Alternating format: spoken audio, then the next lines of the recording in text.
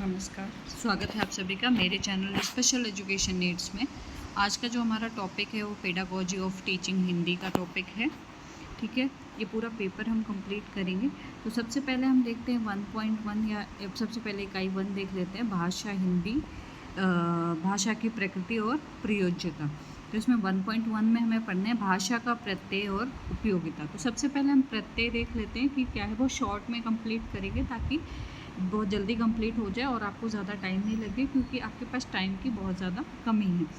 तो सबसे पहले हम प्रत्यय देख लेते हैं। जो भाषा शब्द है ये संस्कृत की भाष्य धातु से बना हुआ है, ठीक है, जिसका अर्थ होता है बोलना। ठीक है, अब इसकी उपयोगिता देख लेते हैं। तो संचार का माध्यम होता है, सामाजिक और सांस्कृतिक पहचान मिलती हमें, ज्ञान और शिक्षा का साधन है, विचारों की अभिव्यक्ति का एक जरिया है भाषा। या एक चीज़ और हम बोल सकते हैं, गेटवे ऑफ नॉलेज। ठीक है, गेटवे ऑफ नॉलेज का मतलब जो नॉलेज का द्वार है वो क्या होता है, भाषा। अगर हमारे पास भाषा नहीं होगी तो क्या होगा, हम नॉलेज को ग्रहण नहीं कर पाएंगे। तो इसीलिए गेटवे ऑफ नॉलेज बोला जाता है। नेक्स्ट है 1.2, इसमें है बोली, विभाषा, मानक भाषा और प्रत्यय।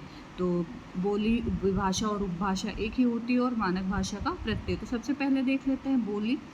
बोली क्या है, वो भाषा है जो किसी विशेष क्षेत्र या समुदाय द्वारा बोली जाती है। ठीक है, जैसे ब्रज है, अवधी है, भोजपुरी है, मारवाड़ी है, ये सारी बोलियां हैं। बोलियां जो है सरल और स्थानीय होती, मतलब थोड़ी सी दूरी पर क्या होता है, बोलियां जो होती हैं वो चेंज हो जाती हैं। नेक्स्ट हम देखें विभाषा। तो विभाषा जो है बोली और मानक भाषा के बीच की कड़ी होती है। ये सीमित क्षेत्र में प्रचलित होती है, मतलब इसका बहुत जो क्षेत्र होता है वो बहुत ज़्यादा सीमित होता है। मानक भाषा से ये मिलती जुलती है। नेक्स्ट है मानक भाषा। मानक भाषा जो है वो स्टैंडर्ड लैंग्वेज होती है। ये भाषा जो व्याकरण, इसमें क्या होता है, स्टैंडर्ड भाषा वो होती है जिसमें व्याकरण होता है। ठीक है, वर्तनी, उच्चारण और शैली की दृष्टि से शुद्ध होती है। शिक्षा, प्रशासन, साहित्य और मीडिया में उपयोग ली जाती है। किस में उपयोग आती है, शिक्षा में, एकेडमिक्स में, साहित्य में और मीडिया में उपयोग में ली जाती है। हिंदी और मानक भाषा खड़ी बोली पर आधारित है। हिंदी की मानक भाषा किस पर आधारित है, खड़ी बोली पर आधारित। ठीक है, 1.3 है शिक्षा, समाज, व्यापार, राजनीति, शोध एवं विकास की में भाषा का योगदान। ठीक है, तो शिक्षा, समाज, व्यापार, इसमें भाषा का योगदान देख लेते हैं। तो शिक्षा में है अध्ययन, अध्यापन का मुख्य माध्यम है। भाषा क्या है, अध्ययन और अध्यापन का, मतलब टीचिंग और लर्निंग का मुख्य माध्यम क्या है, भाषा है। ठीक है, समाज में सामाजिक एकता और संबंधों को जोड़ते हैं। अगर आपके पास भाषा नहीं होगी तो आप दूसरों से बातचीत नहीं कर पाएंगे, और बातचीत नहीं कर पाएंगे तो क्या होगा, आप एक दूसरे से जुड़ नहीं पाएंगे। तो इसलिए भाषा का होना बहुत ज़्यादा ज़रूरी है। व्यापार के लिए ज़रूरी है, संप्रेषण और सौदों के लिए। अगर आप किसी से कम्युनिकेशन करते हो, आप किसी से बिजनेस करते हो, तो उससे कम्युनिकेट करने के लिए आपके लिए ज़रूरी क्या है, भाषा। राजनीति, भाषण, घोषणाएं और जनसंपर्क का आधार है। जो स्पीच होती है, जो भी घोषणाएं होती हैं, जनसंपर्क होता है, उनका भी आधार क्या है, भाषा है। शोध और विकास, ज्ञान के निर्माण और प्रसार में सहायक है। जब आप रिसर्च करते हैं, डेवलपमेंट की बात करें हम, तो ज्ञान के निर्माण में और उसको फैलाने में भाषा सहायक होती है। अगर भाषा नहीं होगी तो क्या होगा, ज्ञान का निर्माण नहीं हो पाएगा और कोई प्रचार प्रसार नहीं हो पाएगा। नेक्स्ट है 1.4 हिंदी भाषा का नामकरण, संस्कृति से हिंदी के उद्भव की प्रक्रिया। तो यहाँ पर हम देखेंगे सबसे पहले नामकरण। हिंदी शब्द जो है सिंधु से उत्पन्न है। ठीक है, फारसी में हिंद कहा गया है। इसका उद्भव कैसे हुआ है, तो पहले संस्कृत में हुआ, फिर प्राकृत में हुआ, फिर अपभ्रंश में हुआ, मध्यकालीन हिंदी में, फिर आधुनिक हिंदी में आया। मुख्यतः खड़ी बोली से आधुनिक हिंदी बनी। ठीक है, इस तरीके से आप इसको डायग्राम में बना सकते हैं और उसके बाद आप क्या कर सकते हैं, इसको डिस्क्राइब कर सकते हैं। 1.5 है विश्व भाषा और भविष्य भाषा के रूप में हिंदी का विकास का आकलन। ठीक है, तो सबसे पहले हम यहाँ पर देख लेते हैं विश्व की भाषा का भविष्य भाषा के रूप में हिंदी का विकास का आकलन कैसे करेंगे। तो विश्व की तीसरी सबसे ज़्यादा बोली जाने वाली भाषा क्या है, हिंदी है। ठीक है, अनेक देशों में हिंदी भाषी समुदाय होते हैं। फिल्म, योग, संस्कृति, इंटरनेट में से वैश्विक प्रसार होता है। भविष्य में तकनीकी और शिक्षा में हिंदी की भूमिका बढ़ रही है, बहुत ज़्यादा फैल रही है। मूलभूत भाषा कौशल श्रवण वाचन पठन, यहाँ पर पठान हो गया है, सॉरी ये गलती से हो गया है, ठीक है, ये पठन होगा, ठीक है। और लेखन का परिचय, तो सबसे पहले इसमें मूलभूत कौशल जो होते हैं वो लिसनिंग है, स्पीकिंग है, रीडिंग है, राइटिंग है, यानी कि श्रवण वाचन पठन और लेखन। तो इसको अगर हम समझाने की बात करें तो इसमें समझाने जैसा ज़्यादा कुछ नहीं है। जैसे लिसनिंग है, आपको पता है कि जब भी आप पढ़ाई करते हैं तो आपको ध्यानपूर्वक अर्थ सुनकर अर्थ ग्रहण करना होता है, ठीक है। अगर आप एक्टिव लिसनिंग करते हैं तो आपकी जो टॉपिक के प्रति आपका जो कॉन्सेप्ट होता है वो बहुत अच्छा क्लियर होता है। दूसरा है वाचन। वाचन में विचारों को स्पष्ट रूप से बोलना।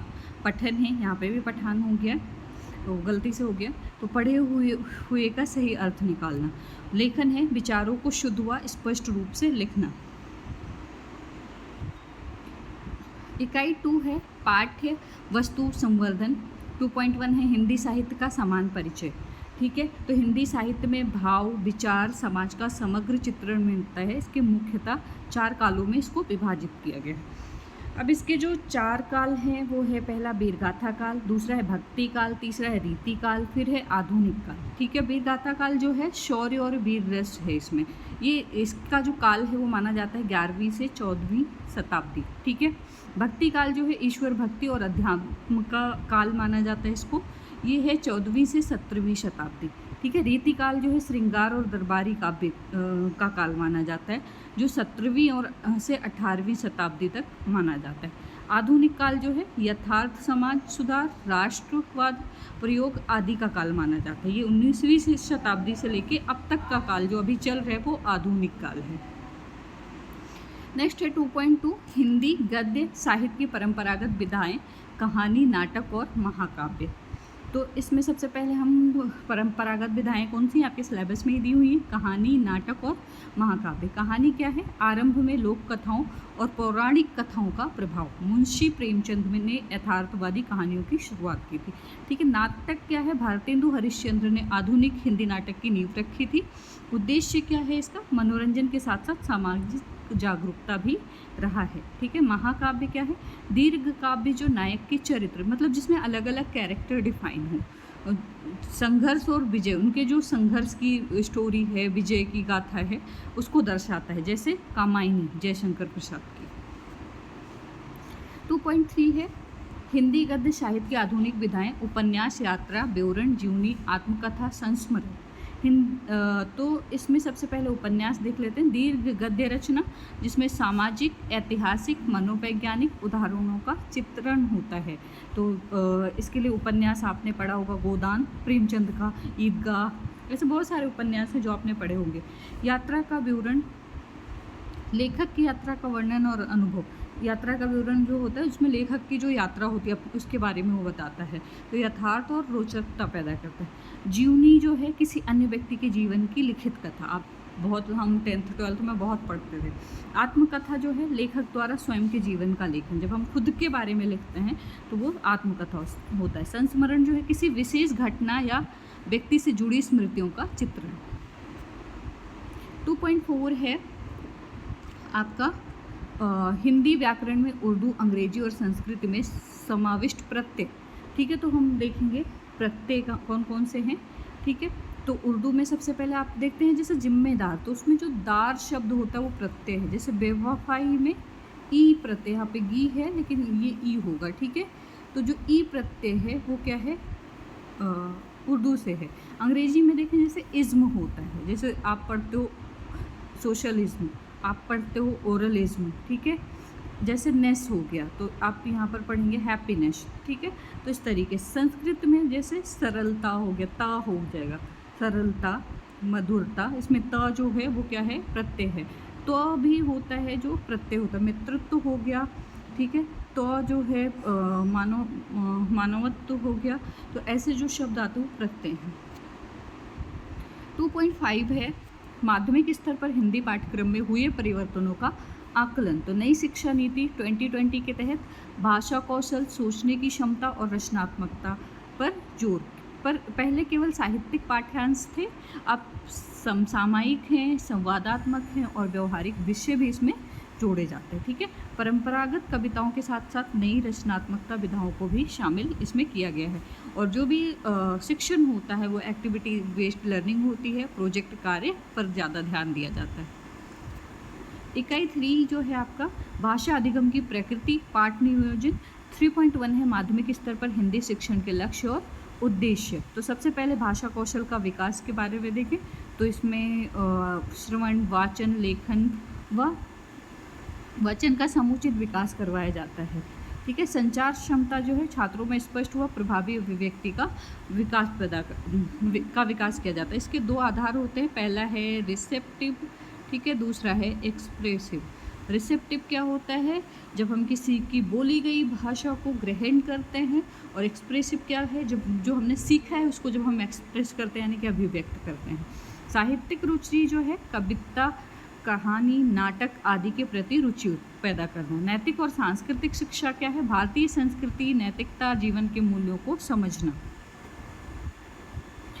इकाई 3.2 जो है नियोजन का प्रत्यय, इकाई नियोजन का प्रत्यय और इसका महत्व और निर्माण विधि। तो सबसे पहले हम प्रत्यय देख लेते हैं। इकाई नियोजन क्या है, आप सब ने पढ़ा होगा, यूनिट प्लानिंग, आपने A4 वाले पेपर में पढ़ा है, तो वही है यहाँ पर, कुछ अलग नहीं है, बस ये भाषा के संदर्भ में देखेंगे। तो इकाई नियोजन का अर्थ जो है एक विषय या अध्याय को छोटे छोटे शिक्षण खंडों में विभाजित करना। ठीक है, अब इसका महत्व क्या है, योजनाबद्ध शिक्षण को योजनाबद्ध और सुगम बनाता है, मतलब शिक्षण बहुत ज़्यादा प्रभावी होता है। शिक्षण के जो लक्ष्य है वो स्पष्ट होते हैं, छात्रों की क्षमता और आवश्यकता के अनुसार योजना बनाई जाती है। निर्माण विधि कैसे होती है, सबसे पहले पाठ का विश्लेषण किया जाता है, अध्यायों का क्रम निर्धारण किया जाता है, उसके बाद शिक्षण सामग्री और गतिविधियों का चयन किया जाता है, फिर मूल्यांकन के तरीकों का निर्धारण किया जाता है। ठीक है, नेक्स्ट आगे बढ़ते हैं। 3.3 है पाठ योजना का परिचय, उपयोग और महत्व। तो पाठ योजना का परिचय आपको पता है, पाठ योजना आपने पढ़ा भी है, थोड़ा सा शॉर्ट में देख लेते हैं। पाठ योजना एक शिक्षक द्वारा तैयार की गई दैनिक शिक्षण की पूर्व योजना है, मतलब हम पढ़ाने से पहले की तैयारी करते हैं। ठीक है, कि हमें क्या पढ़ाना है, कैसे पढ़ाना है, ठीक है, कब पढ़ाना है, तो वो चीज़ हम जब तैयार करते हैं तो उसको पाठ योजना कहते हैं। इसका उपयोग क्या होता है, शिक्षण को सुनियोजित और प्रभावी और रोचक बनाता है। समय का हम बेहतर प्रबंधन कर सकते हैं और छात्र केंद्रित शिक्षण इसमें संभव होता है। महत्व क्या होता है, इसमें टीचर का कॉन्फिडेंस बढ़ता है, उससे पहले से पता होता है कि क्या पढ़ाना है। स्पष्ट उद्देश्य और परिणाम निर्धारण होता है, इसमें शिक्षण में नवाचार और विविधता आती है। 3.4 है पाठ योजना के चरण, उनका क्रियान्वयन। तो सबसे पहले हम क्या करते हैं, प्रीवियस नॉलेज चेक करते हैं, पूर्व ज्ञान चेक करते हैं, फिर उसके बाद हम प्रेजेंटेशन करते हैं, फिर स्पष्टीकरण और उदाहरण देते हैं, उसी के साथ साथ क्वेश्चन आंसर करते हैं। ये पूरा जो आपने लेसन प्लान बनाया होगा उसी के स्टेप हैं। ठीक है, फिर जब हमारा ये कंप्लीट हो जाता है उसके बाद हम क्या करते हैं, पुनरावृत्ति करते हैं, उसको दोहराते हैं, गृह कार्य करवाते हैं, और उसके बाद क्या करते हैं, लास्ट में इवेल्युएशन करते हैं, या इवेल्युएशन पहले कर सकते हैं, ठीक है, गृह कार्य बाद में दे सकते हैं, ये दोनों स्टेप कोई दिक्कत नहीं है इसमें। क्रियान्वयन करते हैं, उपयुक्त शिक्षण विधियाँ चुनना, शिक्षण सहायक सामग्री का प्रयोग, जब भी हम लेसन प्लान बना रहे हों तो हमें जो बच्चों के लिए इफेक्टिव शिक्षण विधि उसी को चूज़ करेंगे, TLM का यूज़ करेंगे और छात्र की सहभागिता को बढ़ाएंगे। नेक्स्ट 3.5 हिंदी शिक्षण की ज्ञानात्मक, बोधात्मक और कौशलात्मक रुचिगत उद्देश्यों का निर्धारण। ठीक है, तो इसमें सबसे पहले हम देख लेते हैं ज्ञानात्मक उद्देश्य, तथ्य, नियम, परिभाषा जानना। ठीक है, जब भी हम ज्ञानात्मक की बात करते हैं, नॉलेज बेस की बात करते हैं, तो उसमें फैक्ट, रूल्स और डेफिनेशन की बात करते हैं, जैसे मुहावरा सीखना। बोधात्मक की बात करते हैं तो पाठ का अर्थ समझना, विचार व्यक्त करना। ठीक है, उसके अलावा साइकोमोटर की बात करें तो लेखन, भाषण, उच्चारण आदि का अभ्यास करवाते हैं। रुचिगत उद्देश्य की, ये कौशलात्मक है, ये गलती से आत्मक हो गया है, कौशलात्मक हट गया। ठीक है, रुचिगत उद्देश्य साहित्य व भाषा के प्रति रुचि व सम्मान विकसित करना। 3.6 है विशिष्ट उद्देश्यों का व्यवहारिक शब्दावली में लेखन। ठीक है, तो विशिष्ट उद्देश्य कैसे लिखते हैं व्यवहारिक शब्दावली में, जैसे विद्यार्थी समाज की परिभाषा बता सकेंगे। मैं फॉर एग्जांपल हमारा टॉपिक समाज से, इसमें मैंने क्या लिया, कि फॉर एग्ज़ाम्पल मतलब हम हिंदी पढ़ा रहे हैं तो समास की परिभाषा बता सकेंगे, विद्यार्थी कविता का भावार्थ समझ सकेंगे, ठीक है, विद्यार्थी अपठित गद्यांश को पढ़कर उत्तर दे सकेंगे। व्यवहारिक है, ये सारी चीज़ें क्या एप्लीकेशन बेस पे हैं। विद्यार्थी सही वर्तनी का प्रयोग कर सकेंगे, विद्यार्थी अनुच्छेद लेखन में तार्किक क्रम बनाए रख सकेंगे, ठीक है। तो इस तरीके से हम व्यवहारिक उद्देश्य लिखते हैं। 3.7 है पाठ योजना की संरचनात्मक उपागम का परिचय, ठीक है। ये उपागम पाठ को चरणबद्ध और संरचित रूप से पढ़ाने की विधि है। इसका मुख्य अंग क्या है? उद्देश्य निर्धारण, शिक्षण सामग्री का चयन, शिक्षण विधियों का निर्धारण, मूल्यांकन की योजना। अभ्यास क्या? शिक्षण द्वारा पाठ्य योजना बनाकर कक्षा में उसका प्रयोग, शिक्षण के पश्चात विश्लेषण और सुधार। इकाई 4 है हिंदी की विविध विधाओं के शिक्षक और वीडियो का परिचय और उपयोग। 4.1 है माध्यमिक कक्षा में गद्य शिक्षण की उपयोगिता। तो इसमें गद्य की उपयोगिता देख लेते हैं। गद्य शिक्षण से क्या होता है? विचार स्पष्टता होता है, तथ्य ज्ञान होता है, हमें भाषा की समझ विकसित होती है। ये क्या होता है? छात्रों में संवाद कौशल मतलब उनका कम्युनिकेशन स्किल्स अच्छी हो सकती है, सामाजिक मूल्य यानी कि सोशल वैल्यू अच्छी हो सकती है और साहित्य के प्रति उनकी रुचि बढ़ सकती है, ठीक है। जीवन उपयोगी शिक्षाएं जैसे नैतिकता, सहानुभूति, व्यवहारिक बुद्धि गद्य पाठों के माध्यम से दी जाती है। 4.2 है गद्य शिक्षण का अर्थबोध, व्याख्या, विश्लेषण तथा और संयुक्त विधि का परिचय और उनकी समीक्षा। तो सबसे पहले अर्थबोध विधि देख लेते हैं। पाठ के भाव और आशय को समझना। उपयोगिता क्या होगी इसकी? इससे छात्रों की समझ बढ़ती है। व्याख्या विधि जो है या व्याख्यान विधि जो है वो क्या है? शिक्षक स्वयं पाठ का विस्तार पूर्वक विवरण देता है। मतलब आपने लेक्चर मेथड पढ़ा है तो वही है। उपयोगिता कठिन पाठों में सहायक परंतु एक पक्षीय है। इसमें एक ही पक्ष जो होता है वो एक्टिव होता है, मतलब वन वे प्रोसेस बोल सकते हैं इसको, टू वे प्रोसेस नहीं। इसमें टीचर जो होता है वो सिर्फ पढ़ाते हैं और बच्चे क्या करते हैं? सिर्फ बैठ के सुनते हैं। विश्लेषण विधि जो है वाक्य, विचार, शिल्प की गहराई से विश्लेषण। उपयोगिता क्या है? इसमें आलोचनात्मक सोच का विकास होता है। संयुक्त विधि जो है उपयुक्त, जो ऊपर की जितनी भी विधियां आपने देखी है ये सारी विधियों का उपयोग, ठीक है, जिसमें समन्वित प्रयोग जहाँ पर जो इफेक्टिव हो। उपयोगिता क्या है इसकी? सबसे प्रभावी और छात्र केंद्रित होती है। 4.3 है माध्यमिक कक्षाओं के पाठ्यक्रम में पद्य के समावेश की उपयोगिता। तो माध्यमिक कक्षा के पाठ्यक्रम में पद्य के समावेश की उपयोगिता क्या है? कविता विद्यार्थियों में भावना, कल्पना और सौंदर्य बोध को जागृत करती है।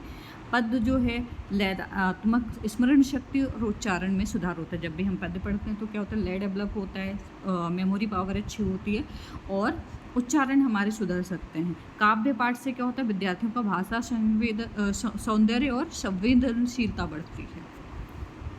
4.4 है पद्य शिक्षक की शब्दार्थ, कथन, खानदान विकास और समीक्षा विधि का परिचय और उपयुक्तता का आकलन, ठीक है।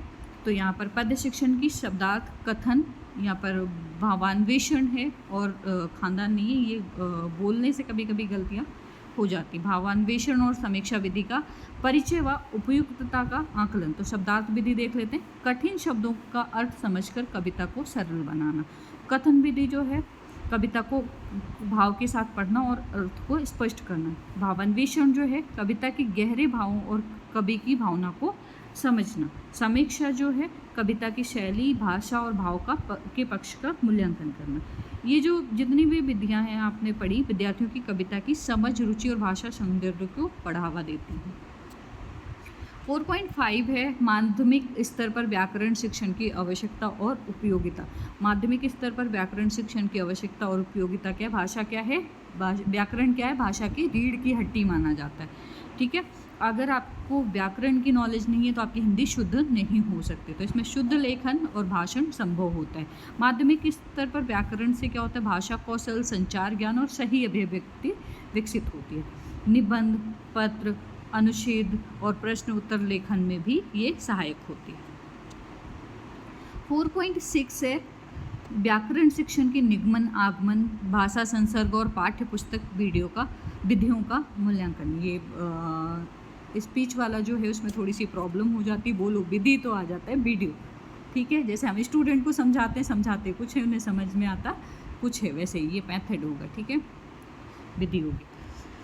तो यहाँ पर भी वीडियो आ गया और नीचे भी इसने वीडियो ही समझाया होगा, कोई दिक्कत नहीं, मैं समझा दूँगी, ठीक है। तो निगमन विधि जो है पहले नियम बताकर फिर उदाहरण देना, ये किसके लिए उपयोगी है? उच्च वर्ग में जल्दी समझ में आती है। आगमन विधि जो है पहले उदाहरण देना फिर नियम बनाना, ये बालकों के लिए सहज और रुचिकर होता है। भाषा संसर्ग विधि जो है अन्य भाषाओं में संपर्क में आकर हिंदी के तत्वों को समझना। पाठ्य पुस्तक जो है उस सामग्री आद्यतन छात्र उपयुक्त सरल भाषा और चित्रयुक्त होनी चाहिए, ठीक है। इकाई 5 देख लेते हैं। ये लास्ट नहीं है क्योंकि इसमें 6 और 7 यूनिट भी हैं। हिंदी का जो पोर्शन है वो काफ़ी बड़ा है, ठीक है, बट बहुत इजी है, तो कोई दिक्कत नहीं है, ठीक है।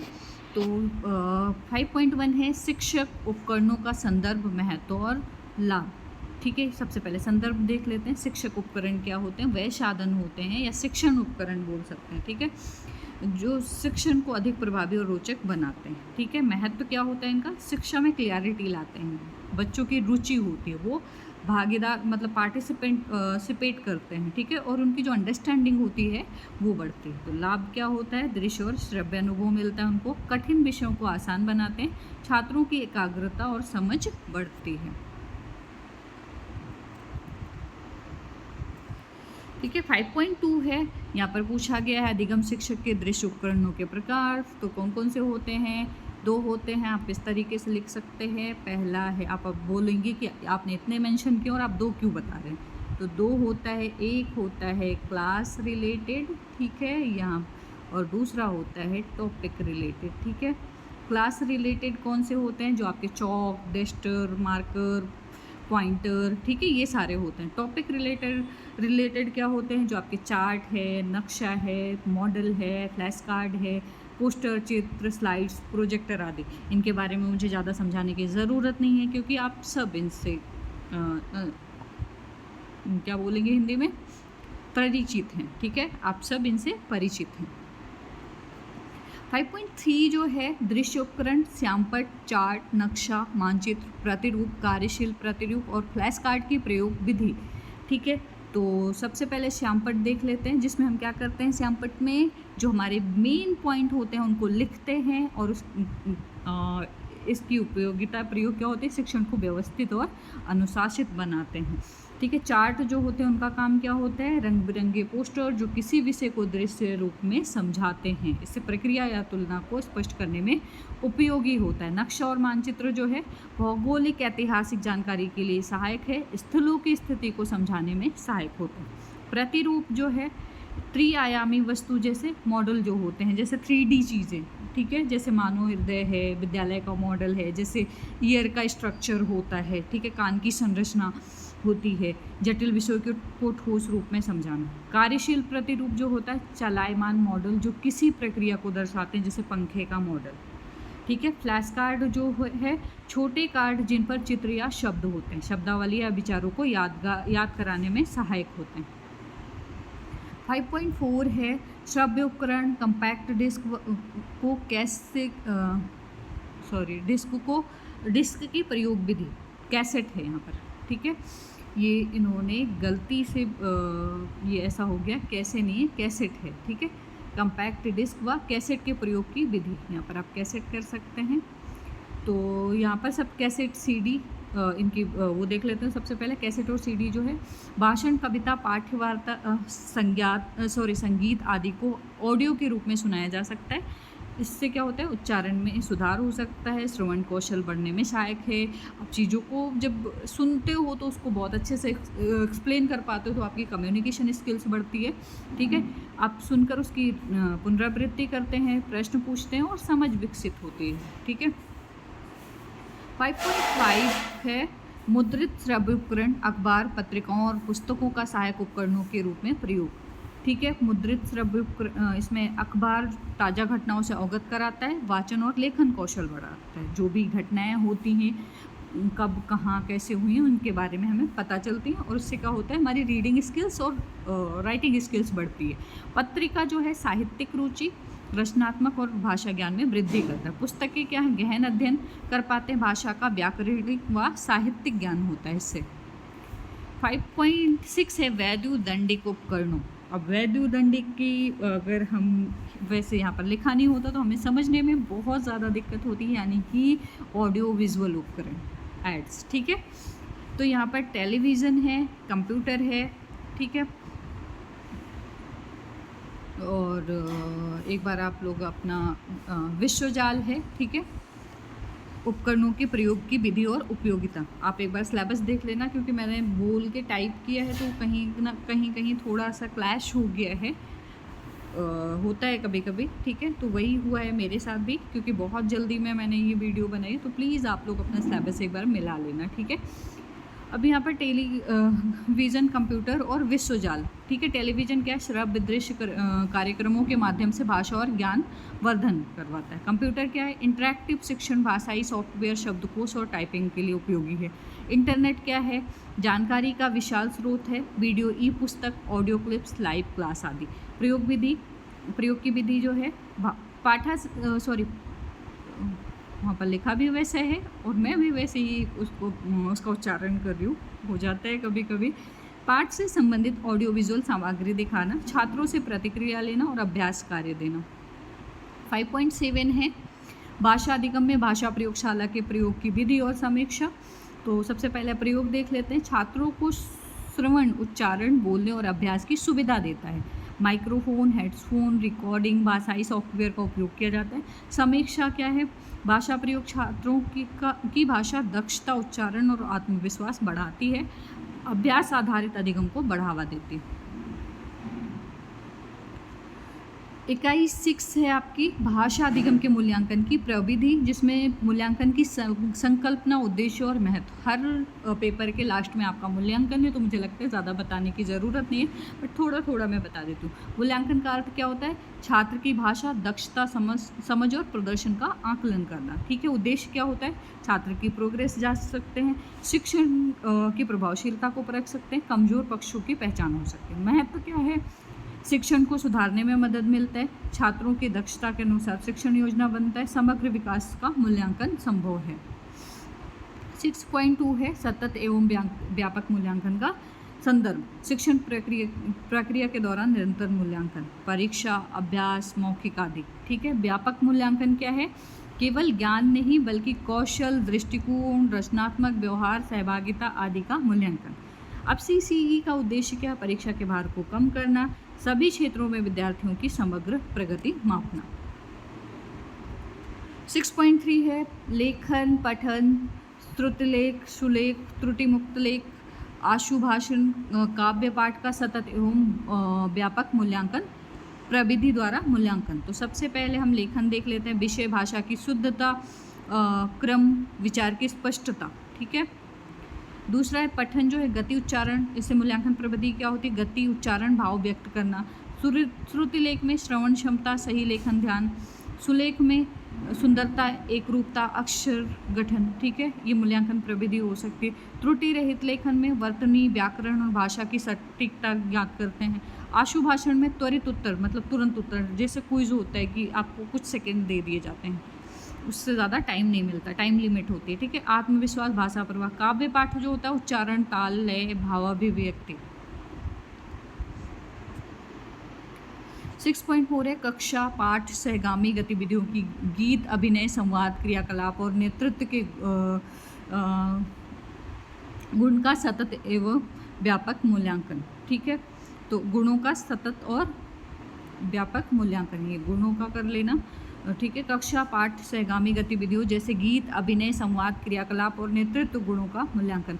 गीत जो है सही स्वर, उच्चारण और टीम वर्क डेवलप करता है। अभिनय जो है भाव, उससे भाव प्रकाश, संवाद, प्रस्तुति और सहभागिता डेवलप होती है। संवाद जो है उससे आत्मविश्वास, स्पष्टता, विचार अभिव्यक्ति होती है, का विकास होता है। नेतृत्व गुण जो है संगठन, टीम संचालन और निर्णय क्षमता को डेवलप करता है।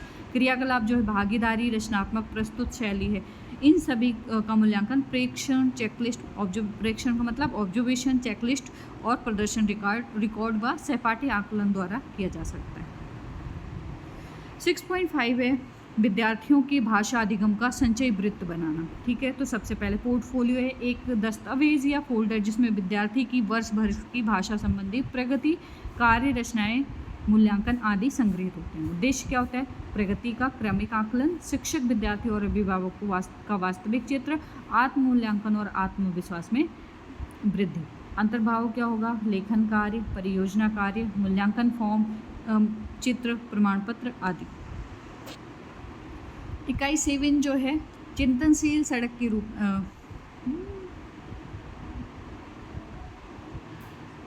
ये एक बार सिलेबस देख लेना, ठीक है। सड़क नहीं होगा, ये बोलने में दिक्कत आगे के रूप में चिंतन, अनुवर्ती चिंतन की आवश्यकता और महत्व। तो यहाँ पर परिभाषा है सबसे पहले, शिक्षण कार्य पूर्ण होने के बाद की सोच विचार प्रक्रिया जिसमें शिक्षक अपनी पद्धति, सामग्री और परिणामों का विश्लेषण करता है, ठीक है। आवश्यकता क्या है? शिक्षण की गुणवत्ता में सुधार होता है, शिक्षण के दौरान हुई त्रुटियों को पहचान पाते हैं, ठीक है। आगामी शिक्षण को बेहतर बना सकते हैं।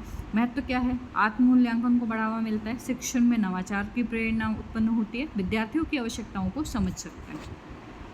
7.2 है चिंतन, दैनंदिनी और पोर्टफोलियो बनाना, ठीक है। चिंतन, दैनंदिनी और पोर्टफोलियो बनाना जो है रिफ्लेक्टिव जर्नल बोलते हैं उनको, उसको शिक्षक द्वारा प्रतिदिन या साप्ताहिक रूप से लिखी जाने वाली डायरी जिसमें कक्षा में हुई घटनाएं, अनुभव, सुधार, सुझाव आदि शामिल होते हैं। पोर्टफोलियो क्या है? शिक्षक या विद्यार्थी का प्रदर्शन कार्यों का एक संग्रह है, ठीक है। महत्व क्या है? निरंतर सुधार होता है, शिक्षण अधिगम प्रक्रिया में पारदर्शिता होती है, व्यक्तिगत व व्यावसायिक विकास होता है। 7.3 है विद्यार्थियों के अधिगम समस्याओं के निदान और समाधान के लिए क्रियात्मक अनुसंधान का प्रयोग। तो क्रियात्मक अनुसंधान क्या है? शिक्षकों द्वारा अपनी कक्षा में देखी गई समस्याओं के समाधान हेतु की गई वैज्ञानिक एवं व्यवस्थित प्रक्रिया, ठीक है। उद्देश्य क्या है इसका? शिक्षण समस्याओं को स्वयं पहचानना, समाधान के उपाय खोजकर उन्हें लागू करना, परिणामों का मूल्यांकन करना, ठीक है। उदाहरण, बच्चे में पढ़ाई में रुचि नहीं है तो कहानी सुनाना, दृश्य सामग्री देना या बदलाव देखना, ठीक है। क्या बदलाव करके उनको सिखा सकते हैं। 7.4 है पाठ्यक्रम, सहायक सामग्री और गतिविधियों का आलोचनात्मक विवेचन। इसमें सहायक सामग्री होती है जिसमें चार्ट, वीडियो, फ्लैश कार्ड, समाचार, चित्र, ऑडियो, ठीक है। गतिविधियां जो होती हैं, समूह चर्चा होती हैं, भूमिका निर्वाह होता है, रोल प्ले, पोस्टर बना सकते हैं, संवाद लेखन आदि। आलोचनात्मक विवेचन के बिंदु जो हैं, क्या सामग्री छात्र की आयु व कक्षा के अनुरूप है, जो भी सामग्री हम यूज़ कर रहे हैं क्या वो बच्चे के नीड के अकॉर्डिंग है, जैसे उसकी एज है या फिर जैसे उसकी डिसेबिलिटी है या जो भी है, ठीक है। क्या गतिविधियां बच्चों को सक्रिय करती हैं, क्या वह भाषा कौशल को प्रभावी बनाती हैं, ये आलोचनात्मक बिंदु हो सकता है। 7.5 है पाठ्यक्रम, सहायक सामग्री और पाठ्य वीडियो पर विद्यार्थियों और अभिभावकों की प्रतिक्रिया का संग्रह। तो प्रतिक्रियाएं संग्रह के माध्यम क्या हो सकते हैं? जब हम किसी का रिस्पॉन्स कलेक्ट करते हैं तो उसके लिए प्रश्नावली हो सकती है, ठीक है। फीडबैक बॉक्स हो सकते हैं, व्यक्तिगत बातचीत कर सकते हैं, अभिभावक शिक्षक बैठक जो PTM होती है, पेरेंट्स टीचर मीटिंग होती है। उद्देश्य क्या होता है इसका? सामग्री की उपयोगिता और समझदारी जानना, सुधार के लिए सुझाव प्राप्त करना, शिक्षण को अधिक छात्र केंद्रित बनाना, ठीक है। तो ये सारे पॉइंट्स हो सकते हैं।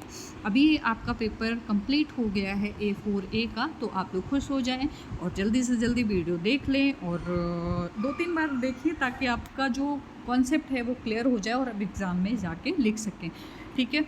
बाकी इंग्लिश वालों के लिए मैं बहुत जल्द वीडियो लेके आऊँगी और आज ही उनके लिए वीडियो बनाऊँगी और टाइम से बना दूँगी, बस थोड़ा सा टाइम मुझे और चाहिए।